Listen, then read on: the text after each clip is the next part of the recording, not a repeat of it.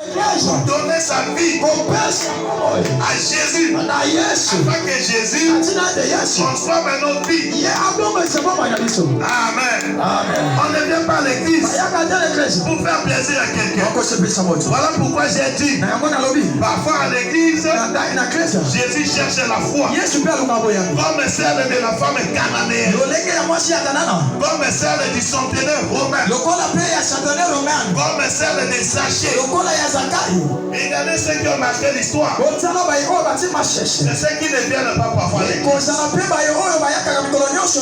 Parfois il faut faire attention au jugement, frère. Fais attention au jugement. Fais attention au langage. Il faut savoir parler. C'est très important. Parfois celui qui est à la maison, il fait mieux que toi. Il peut toucher Dieu mieux que toi. Vos voix ne sont pas les voix de Dieu. Ne jugez pas. Ne jugez pas facilement. Quand tu vois l'autre traverser le moment difficile, prie pour lui. Ne jugez pas facilement. Amen. Amen. Amen. Ce qui est allé à la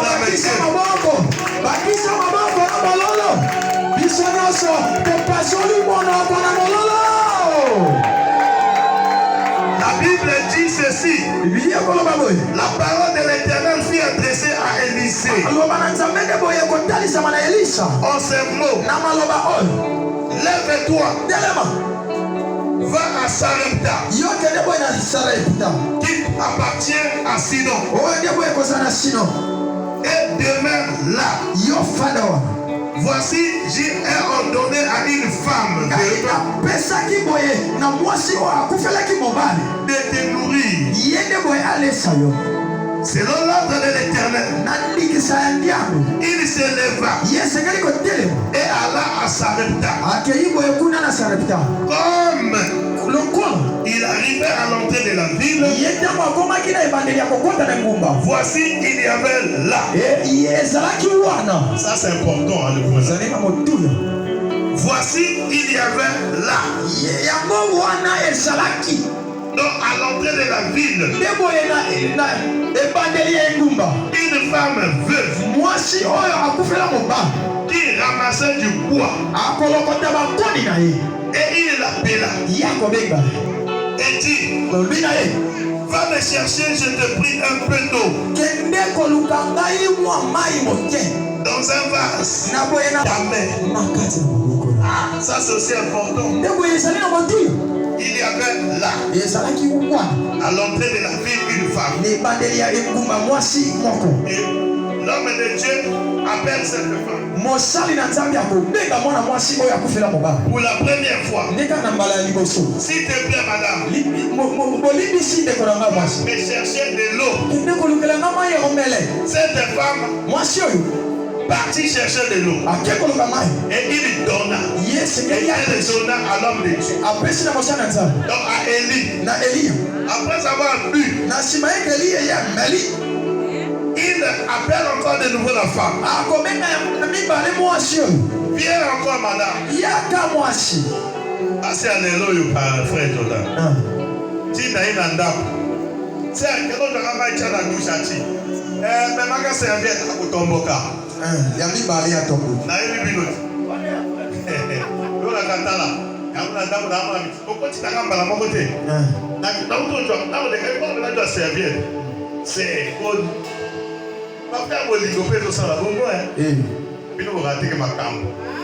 Botala ka amala mitinda teme wa masana ngati. Nanda kwa tonga biso mibani. Bon. Boko so que c'est parti ndo e empêcher péter. Parce que ba yo ka sol. Frère, pesa kama ni kana cuisine. Tu vas faire un embauche na kana lo ma bibala embauche. Oh, donc kana bo yebi bana te frère.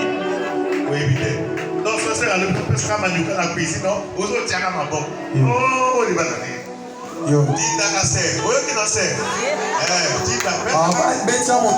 Baki sa mololo.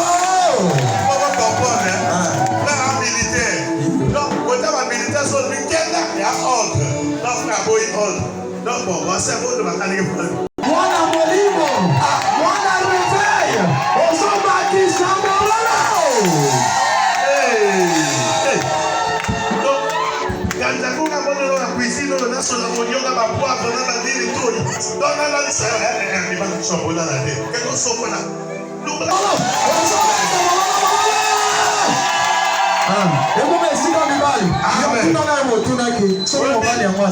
Moi si à moninga nanga asombaka ba chaîne ya match parce que mon bali na ye abenginga abi wawa bisamedi tokutana na kompa lwa njiri batumbaka ngulu wana bato ya mouvement na kompa lwa njiri tokutana wana ya na voiture ana ilix ana rave davide mon frère samedi tielaka na soya kana ndako tielaka na côté après na tchongo na yi na biva moi c'est un jour mon frère samedi yo ça la famille aussi ça 20 samedi avant na ndako na mutina au vandi na ndako so accompagner madame dans ça ce n'est pas un péché papa vous savez pas pousse moyi moi ça so là beaucoup pas ta cuisine non Barack Obama aso aider moi ça cuisine comme na yo oye bilibala te yo kasi bala akakuna yo libala akakuna oye bipedoika dimanche amène à bien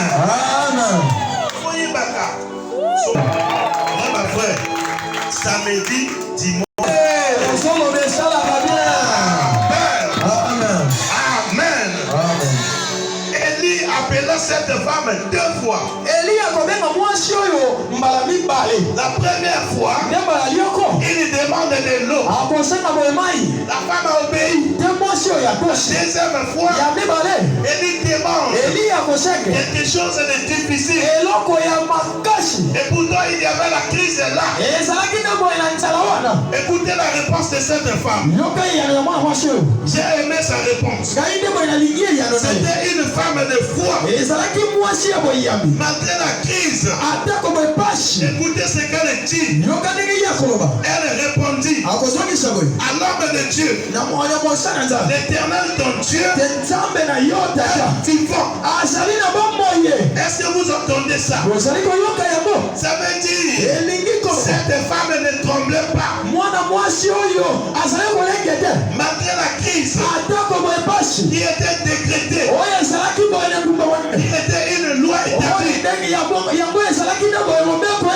Écoutez sa réponse. Les choses de Dieu bien-aimé ne viennent pas facilement. Elles prennent des chemins compliqués.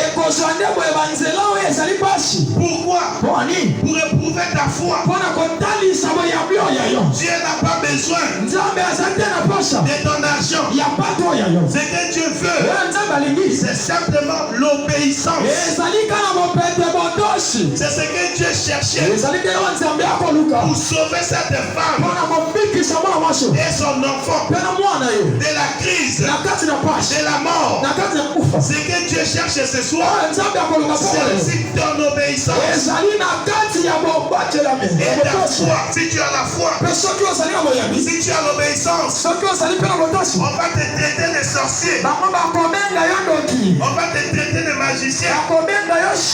Quel que soit le problème, tu feras comme Esther. Malgré qu'il y avait la loi qui était signée, Esther n'a pas tremblé. Et pourtant c'était une femme. Ça ne veut pas dire comme tu es une femme, tu dois trembler. Écoutez ce qu'Esther a fait. Elle a donné l'orientation. Elle dit à son oncle Mardoché et son peuple de ne pas paniquer. Pas la loi établie. La menace de mort.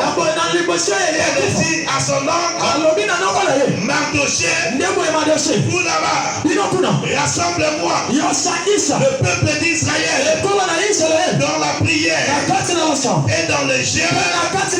Moi aussi, de mon côté, avec mes servantes, nous allons rentrer dans la prière et aussi dans le jeûne. Malgré la loi, malgré la menace de mort, nous n'allons pas mourir. Parce que le Dieu des cieux, c'est un Dieu vivant. C'est un Dieu fort. Là, tu ouvres. Personne ne peut fermer. Même si tu es seul, devant 1000 sorciers, si tu as la foi, si tu as la parole, ils te feront la guerre. Ils ne te vaincront pas. Ils viendront 1000 à tes côtés, 10 000 à tes côtés, ils tomberont. Et toi tu seras là. Parce que celui qui te tient n'est pas un homme. Celui qui te tient n'est pas un marabout. Celui qui te tient n'est pas un esprit. Mais c'est le Dieu créateur. Yahvé Sabaoth. C'est lui qui te connaît. C'est lui qui est au-dessus de tout. Et devant lui, tout genou chira. Et tout tes langues confessent que Jésus est Seigneur. Si tu es Dieu, tous ceux qui te connaissent ne mourront pas silencieux. Tous ceux qui te font la guerre, ils ne mourront pas silencieux. Ils diront à tous ceux qui sont là, enfants là, ne les combattez pas. Il y a un Dieu. Parce que le Dieu, tu sais, n'est pas un homme, n'est pas une fétiche, il n'y avait pas de gars. Lui, il n'y avait pas de Dieu. En son temps, il n'y a pas eu un homme comme lui. Lui, il n'y a jamais eu de Dieu semblable à lui. Le Dieu que tu pries, je te rassure ce soir, c'est un Dieu différent. C'est un Dieu qui n'a pas de gars. Même hier, aujourd'hui, éternellement, il ne change pas.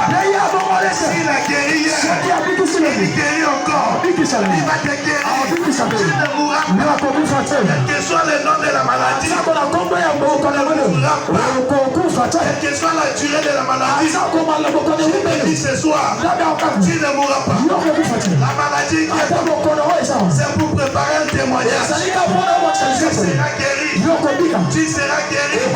Et ce soir, je te dis que tu es guéri. Ce soir, je te dis que tu es guéri.